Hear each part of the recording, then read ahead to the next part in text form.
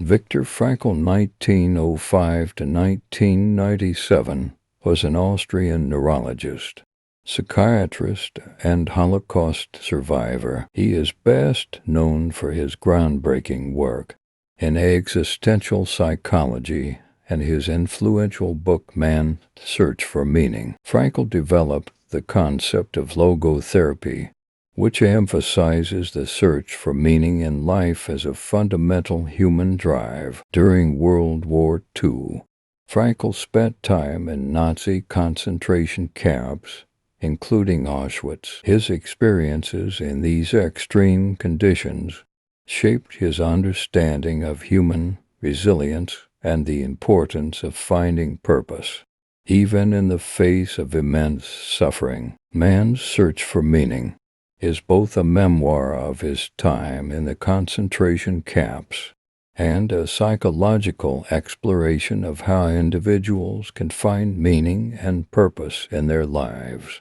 even in the midst of adversity. Frankl's work has had a profound impact on psychology, philosophy, and the understanding of human motivation. His teachings continue to inspire people to find meaning in their lives and to cultivate a sense of purpose as a source of strength and resilience.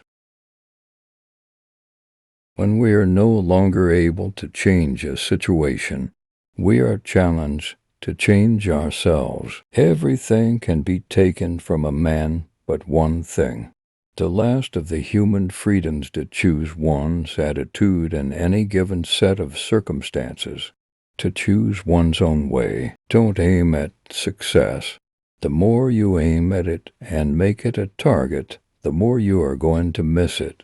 For success, like happiness, cannot be pursued. It must ensue, and it only does so as the unintended side effect of one's personal dedication to a cause greater than oneself. Those who have a right to live can bear with almost anyhow. Between stimulus and response there is a space. In that space is our power to choose our response. In our response lies our growth and our freedom. Live as if you were living for the second time, and had acted as wrongly the first time as you are about to act now. Man's main concern is not to gain pleasure or to avoid pain, but rather to see a meaning in his life. What is to give light must endure burning. The one thing you can't take away from me is the way I choose to respond to what you do to me. The last of one's freedoms is to choose one's attitude in any given circumstance. I recommend that the Statue of Liberty on the East Coast be supplemented by a statue of responsibility on the West Coast. Man's unique task, his singular opportunity, is to visualize something and, by so doing, to make it happen. Ultimately, man should not ask what the meaning of his life is, but rather he must recognize that it is he who is asked. When a man finds that it is his destiny to suffer, he will have to accept his suffering as his task, his single and unique task.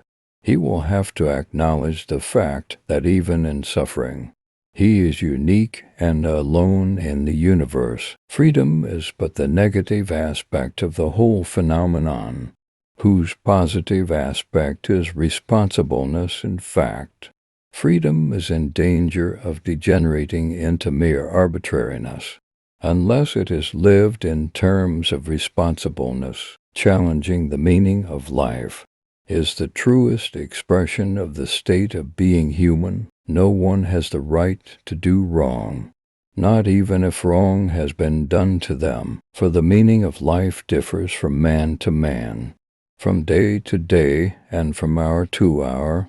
What matters, therefore, is not the meaning of life in general, but rather the specific meaning of a person's life at a given moment. In some ways, suffering ceases to be suffering at the moment it finds a meaning. Live as if you were to die tomorrow.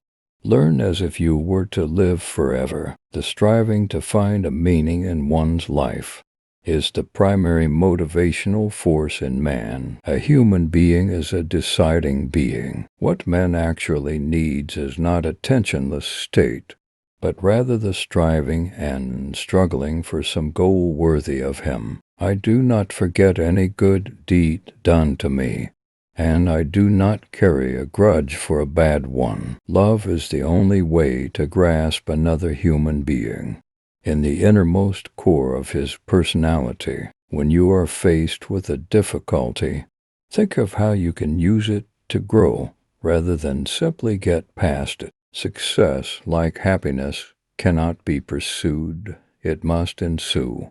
And it only does so as the unintended side effect of one's personal dedication to a cause greater than oneself. Freedom is in danger of degenerating into mere arbitrariness.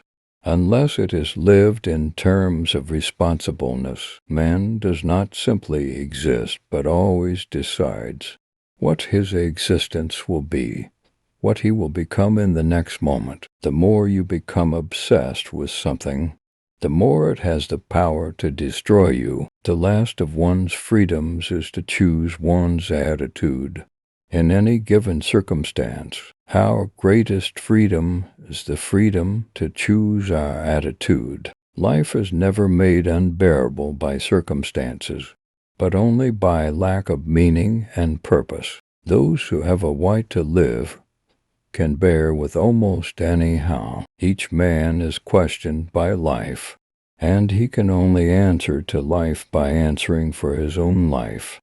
To life he can only respond by being responsible. What gives light must endure burning. When everything is taken from a person, one last thing remains, the last of human freedoms, to choose one's attitude.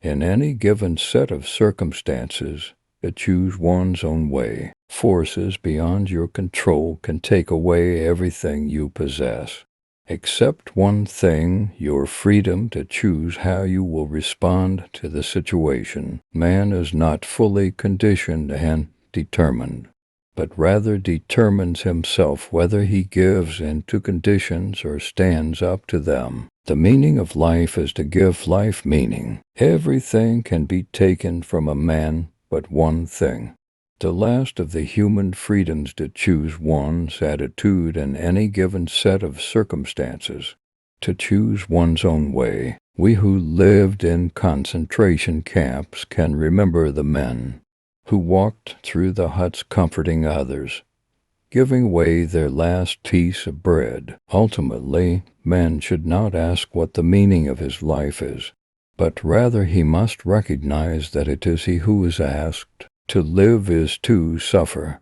To survive is to find meaning in the suffering. The salvation of man is through love, and in love